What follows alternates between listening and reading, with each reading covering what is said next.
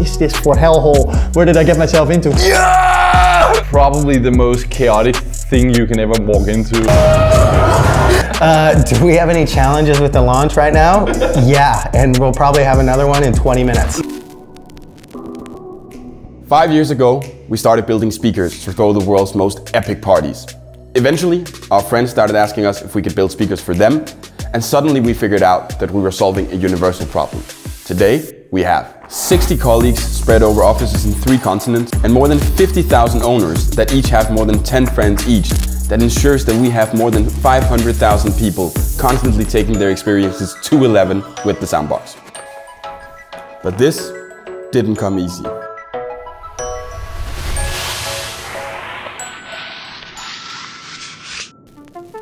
The biggest product innovation that took it from being more than a hobby to like a real product happened on New Year's Eve on probably like the 6th or 8th bottle of champagne, when one of my friends brought like a huge power bank from China. And I thought like, okay, if a lithium battery can hold that much power, we can also use it to fuel the speaker. For the next several months, we tried to get this battery to work, and like nothing worked. Nothing worked, and we couldn't understand why. Eventually, even we started having like investors that wanted to see the product and stuff like that, and we showed them this product, and they thought it was pretty cool. And we kind of continued this almost like masquerade until the launch, because when we launched and sold the first SOUNDBOKSes, the product didn't work. But we just really believed that we could make it work, and eventually we did. We had actually sold like a lot of speakers like pre-order on our website, and we suddenly figured out how are we actually gonna build these speakers. 2 weeks up to we had to supply all of them, we hired like all of our friends, and we then made like around the clock production. I think it's probably the most chaotic thing you can ever walk into. It was like dangerous. When you walked in, like you had to go like a certain path to get around all this stuff if you had to have a certain thing. It was like 4 days before we had to deliver all the speakers, and we were still quite far behind. And then I came up there and I saw like they basically had made like the same mistake all night. So it was really intense and a lot of mistakes all the time, and suddenly we had made 200 cabinets maybe, and then we saw, oh, we made 200 mistakes also here. There was no option of saying, okay, we're not gonna deliver them. We had sold them, we had promised some people these speakers, so we had to make them. Due to the fact that we were behind on actually making the products, we had told all the customers as an extra service that, hey, instead of us shipping it to you beforehand, because that would take some extra time, then we're just delivering it to you on the festival.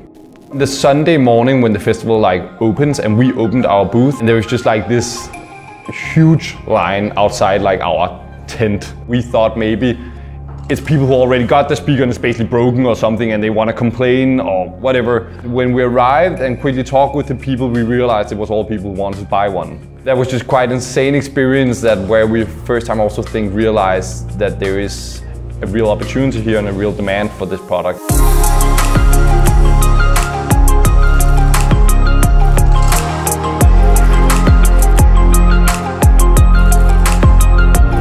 Heard about Y Combinator because at a party some guys told us like, you guys can never get in because you're a hardware company and this is only for software startups. And I talked to Jesper and Christoph about it, and we were like, we have to get into Y Combinator. It's basically the most hardcore education in how to build a startup. For some reason they thought we were interesting, so we got flown over to interviews, and it went by like this. That was definitely the scariest 10 minutes of my life. One of us had to stay in San Francisco and wait for a call if we were getting in or not. So I was sitting alone at a cafe, my phone starts ringing. And I was just like shaking, taking the phone up, and Michael Seibel gives you this like, you guys are accepted into Y Combinator, congratulations. And I was like quiet for 30 seconds and just losing it and screaming, yeah! We were in rooms together with people that were building like rockets and robots and software products that would change the world in many ways. Here we were, just 3 19-year-old guys with this speaker that played really loud. And sometimes you feel like, do we fit in here? But we learned so much from that, and I think one of the biggest things was that we learned how to dream big. As regular attendees of the crazy festivals in Denmark, we knew exactly what to focus on. When we prepared for the Kickstarter, it was a pretty big deal, of course. We all were there at 4 a.m. and like the hype and the mood in the office was really, really good. So all of that was amazing, and I think the celebration has never been bigger as when we hit that $800,000 mark. We were like the biggest Scandinavian Kickstarter that has ever been done. But I mean, in the background, it was a very unorganized, chaotic movement. We would never say, we will ship in 2 months. We would always say, we ship next week. We were just inexperienced, and I think the main thing when you start a young company is also communication. I mean, for me, the biggest example was Jesper, our CEO, came to me and he said, Wouter, we really need money. So I, within 3 days, created a huge campaign, a flash sale we called it, doing a discount, and we kept selling units and pushing units. Sold 350, 400 units overall. Everyone's super happy. And the next day, Christopher from production came to me and said, Wouter, why would you sell units knowing that we can't ship anything for the next 3 months? I think that kind of summarizes the whole story for me. I think the most challenging part of joining SOUNDBOKS is just the lack of structure and organization.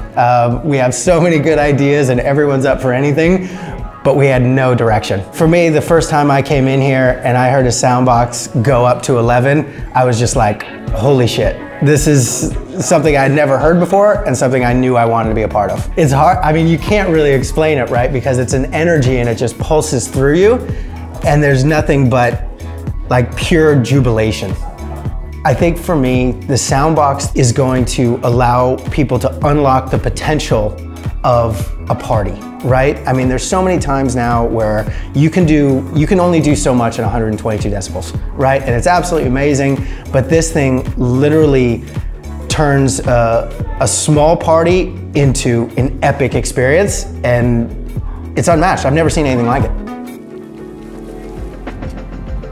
Last year we had someone climb Mount Kilimanjaro with the SOUNDBOKS, and after we did that we had 100 people message us talking about all of their crazy ideas that they had to climb mountains, and we really tried to push people and encourage people and help people as much as we can to make those goals possible. The amount of inspiration that people can use their SOUNDBOKS as a part of, when you take that and you share it with other people, it's created this huge ripple effect that's, I think, inspired our community to do so many other interesting things with their SOUNDBOKS, and hopefully we can keep sharing those stories and keep inspiring, and I'm really excited to see what people haven't thought of yet.